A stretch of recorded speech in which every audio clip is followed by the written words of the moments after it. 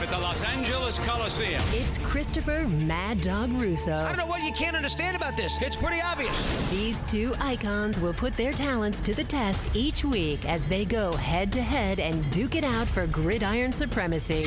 You can hear My Guys in the Desert with Brent Musburger weekdays from 6 to 8 Eastern on the Vegas Stats and Information Network, Sirius XM 204. How are you, my friend? Are you howling, Mad Dog? You sounded good, man. And you can hear Christopher Mad Dog Russo weekdays at 3 p.m. Eastern Time on Mad Dog Sports Radio, Sirius XM 82. For you to sit there is ridiculous.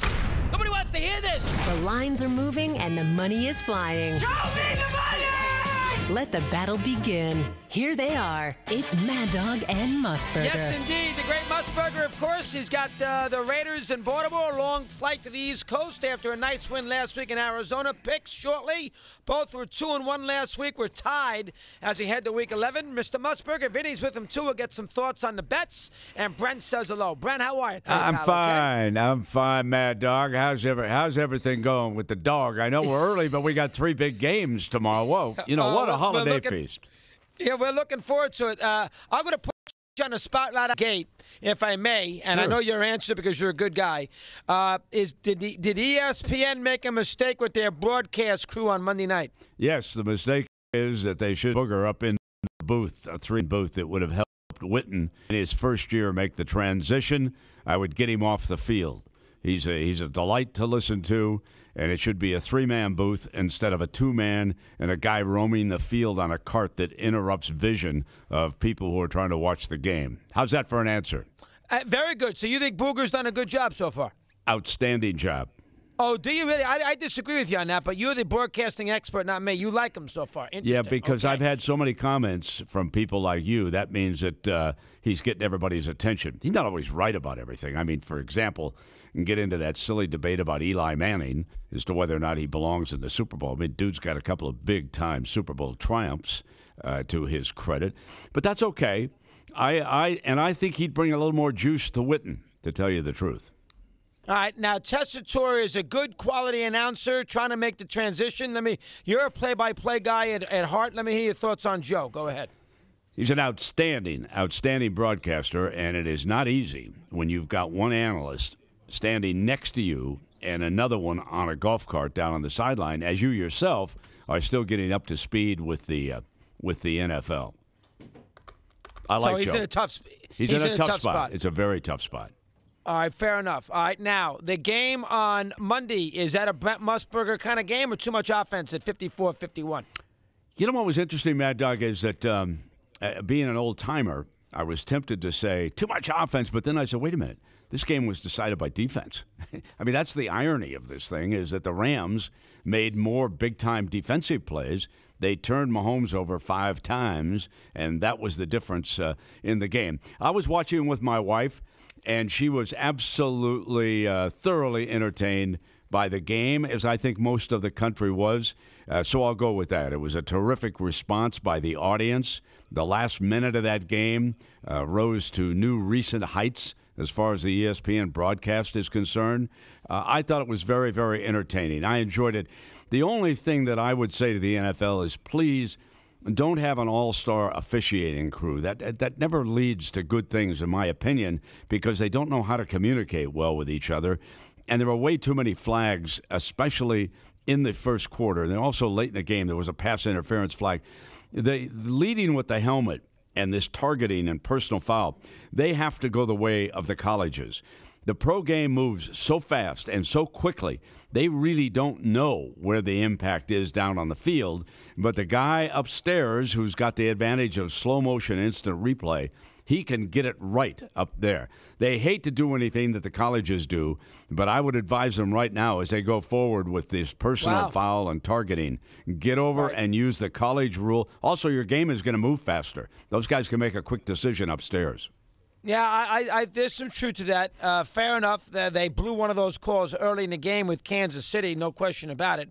How about football in Los Angeles, Brent? Were you always a believer? You're old enough and know the Rams heyday in the 60s with Olsen and Deacon Jones. I once had Olsen on. This is probably 25 years ago. And Merlin told me in all the years he played in L.A., he can only recall one game that he felt a home field advantage. Well, there was a home field advantage the other day.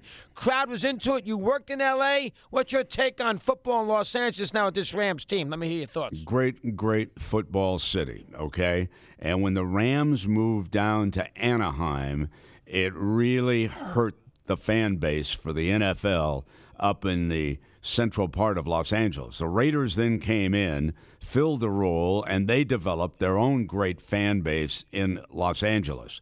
But when the NFL abandoned the city and left it without a franchise for a long time, folks over there became accustomed to watching the game of the week on television, and they liked it. They were seeing the best game, and they could stay home, and they didn't have to drive around Southern California. But there were always millions and millions of NFL fans. And listen, Mad Dog, hats off to the NFL. Yes, most of the house was papered, but those first responders for those horrific fires up and down the state of California, they were given tickets along with the police department.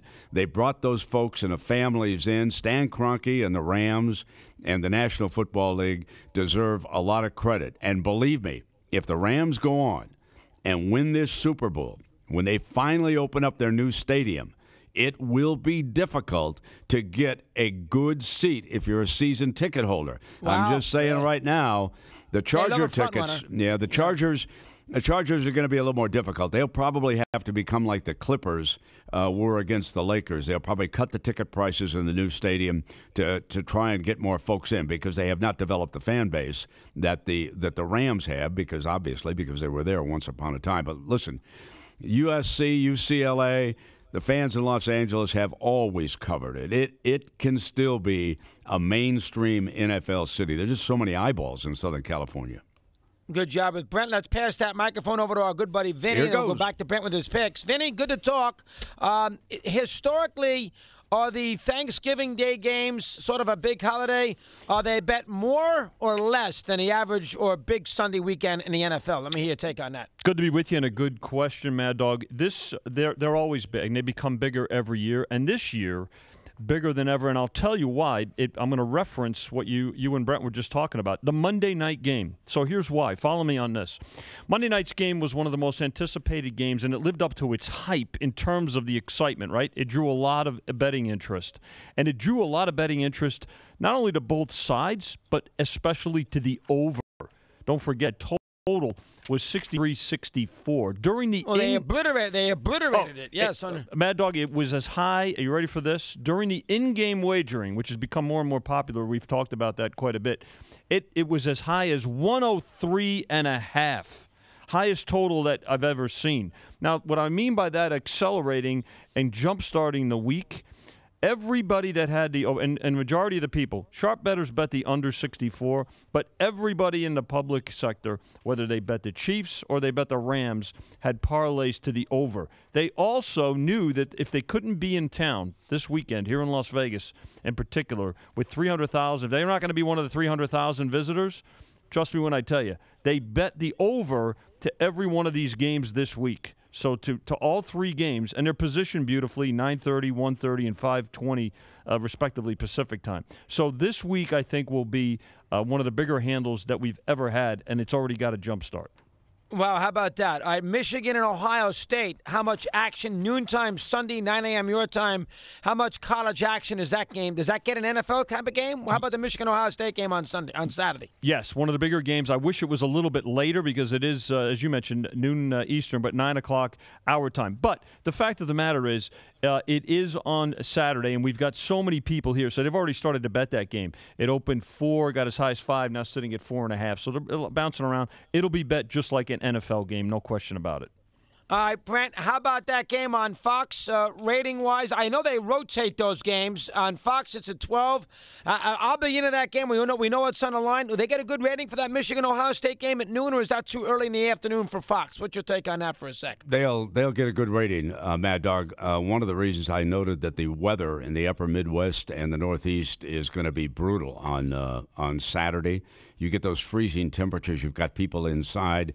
They'll flick from dial to dial, they with their remotes, and they'll see the Buckeyes and the Wolverines, and they'll stop, and people are glued to bad weather games, and I don't think it's going to be real nice in Columbus for that. So I've done that game a lot of times when it's at noon, and it does an outstanding rating. It does well. Okay, back to Vinny in a sec, but let's first do Brent's picks. We got a lot to do here with Mr. Musburger. Again, both of us 2-1 for the week. The Wednesday, Thursday games count. Brent will get us started because he's had the tee box for a while.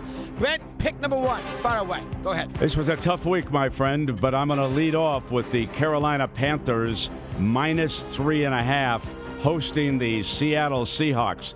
The Panthers have lost their last 2 games. They're a desperate team right now going back home. If you saw the end of the loss to Detroit, you know that Cam Newton missed a wide-open receiver. He's a gamer. But beware of the Seahawks. I'm betting against a consistently dangerous offensive team. They've gone toe-to-toe against some of the best teams in the NFL. In their last 6 games, the Seahawks are 4-1-1. I sound like I'm trying to talk myself out of it, but I'm going to go with the Panthers to break the 2-game losing streak. Both those games were on the road. I hate giving the hook, but I'm going to go with the Panthers -3.5 against the Seahawks. Yeah, that's a tricky game. Probably the best game of the day there on the docket. I'm going to take, and this is a weird pick, I'm going to take the Jets getting 9.5 over the Patriots. The Patriots always have to struggle in New York against the Jets. You go look in the last 5 or 6 years, most outside of the butt fumble, every game is relatively close. Both off a bye. Patriots off that brutal loss, and the Jets trying to help Todd Bowles. I know Bowles is out, but those players are going to bust their rear ends for him after that horrendous loss to Buffalo. And McCown will play, which I think is a plus. He got a 2 weeks of practice in. I think the Jets will be very, very involved in this game. Probably lose a heartbreaker, 20-17. I think it'll be low scoring, but I think the Jets will come to play, and that's just too many points for the Patriots on the road against a rival. Jets 9.5, game number 1 for yours truly. Go ahead. All right, MadDog, I agree with you. I think the Jets, who always, as you pointed out, give the Patriots trouble. I'm going to lay a big, big number with my next one. I'm going to go to Carson, StubHub Center, the Chargers. I'm going to get them to bounce back, and I'm going to give 12.5 points to the lowly Arizona Cardinals, a team that I saw last week, and they are challenged both offensively and defensively and with their coaching staff. I believe it is far more likely that the Chargers are going to come off the deck. Phillip Rivers threw 2 bad interceptions last week when I was looking at the tape last night. He is far better than that. Joey Bosa now has had a few plays under his belt. Melvin Gordon's the most underrated running back in the NFL. So I'm going to go ahead and lay the 12.5 and take the Chargers against the Cardinals. All right, that's game 2 for Brent. I'm going to take Pittsburgh because I think the spread's too low. I think Pittsburgh's got a lot of gas in their tank. Pittsburgh knows what's out there. Chiefs have lost. They still got a chance to get the top seed in the AFC. I think that the best thing that can happen to a team is play lousy and win because the coach has their attention all week, and I think Pittsburgh will be careful not to dig themselves a hole in Mile High. It's only 3. I don't know if I would have done this if it's 4, 4.5. I think it's a close game, but 3 I can live with. I think Pittsburgh will win. Is manageable. I'll take the Steelers against the Broncos in Mile High, Brent, in game number 2. Okay, Steelers, 2 good solid picks that I'm up against there, and I've given a lot of points with the Chargers, but I'm going to bounce back and give points again. I'm going to take the Houston Texans on Monday night, and I'm going to lay the 6.5 against the Titans. The Titans are going to be extremely challenged, even if Marcus Mariota comes back. He has got a lingering issue with that throwing elbow, and I get to lay less than 7 points with this game. Deshaun Watson is a star in the making, and he is now hitting his stride. He struggled a little bit. It is amazing that the Texans lost their first 3 games of the season, and now they have gone on a run, and they have won their last 7 games. That's right. 7 games in a row, okay? The first NFL team since the 1925 New York Giants to win 7 straight after an 0-3. I'm going to take the Texans -6.5 against the Titans, dog. All right, last one for me, Brent, and this is risky, but I want to give somebody something for Thanksgiving. I'm going to take the 7 with the Redskins. I just think it's too many points. It's a rivalry game. Redskins have a good defense. I understand Colt McCoy. I understand they got to travel. I get all that. But the Cowboys' offense isn't that good. This will be low scoring. First to 20 might win it. I don't think Ezekiel Elliott will go crazy. It's just too many points. I see 20-17 written all over it. The Redskins dominated the first game until late. I know Alex Smith, but I'll take Washington 7. So I'll take the 7 with Washington. I'll take the 9.5 with the Jets. I'll give up the 3 with Pittsburgh. Brent's given up 12.5, 3.5. Chargers 12.5, Panthers 3.5, and the Texans 6.5. Brent, great job. Enjoy your trip to Baltimore. Always a pleasure. We'll talk to you next week, pal. Appreciate it very much. Happy Thanksgiving to you and your great staff, Mad Dog. We'll check with you next week when you drop by. Well, there we have it. We'll take a break, and Vinny will come back and run down the picks for you here. VSiN.com, Sirius XM 204.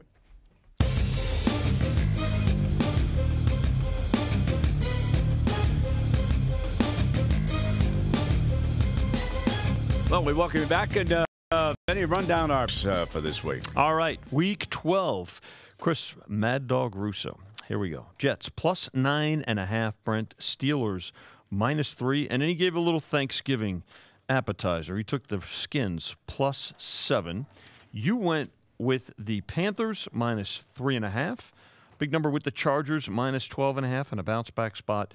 And on Monday night, the Texans -6.5. So Chris gets it started tomorrow, Thanksgiving, and you cap it off on Monday night. I'm assuming that New York has come down against the Monday night broadcast. Is that why that came up when the dog asked me about the booth and everything? Is that what's going on? I mean, I don't pay any attention to that. I don't know. I think a lot of people are talking about the whole broadcast and everything, but. You get a huge audience, that's going to happen. Right? Okay? I mean, people, but to me, listen, well, I could have been calling that game. If you didn't enjoy that game, right, Brent? Yeah. I mean, think about it. It was most of the time I don't even listen, to tell you the truth, you know, because I there's certain things I watch, but whatever. The problem was, and it still is basically, and listen, I like all three guys personally a lot. Jason Witten had not done enough games to be thrust into the full network spot. Okay, they made that mistake, and he did not have the quarterback outgoing personality of Tony Romo, so he could not fight it off. But the fact that they then separated the guy who would have brought the spice to the booth, and in my opinion made the sound much better overall, they put him down on a cart, and he goes back and forth. And listen, I feel for Joe Tessitore because not only do you have a cart that you've got to weave in every time the producer tells you that Booger's got something, but you've got somebody down in the field too who's working with the coaches and everything down there, and getting the comments and the injury situations. And I have to tell you, Brent, it would be a nice. Listen, plus he's got somebody in his, as you mentioned, a producer, so he's taking keys and signals and things like that. Listen, those guys are doing the best they can. Absolutely. And I'm not going to. If you don't like it, hit the mute button. That's what it's there for. That's right. All right, coming back with my guys in the desert live here on VSiN.com, Sirius XM 204.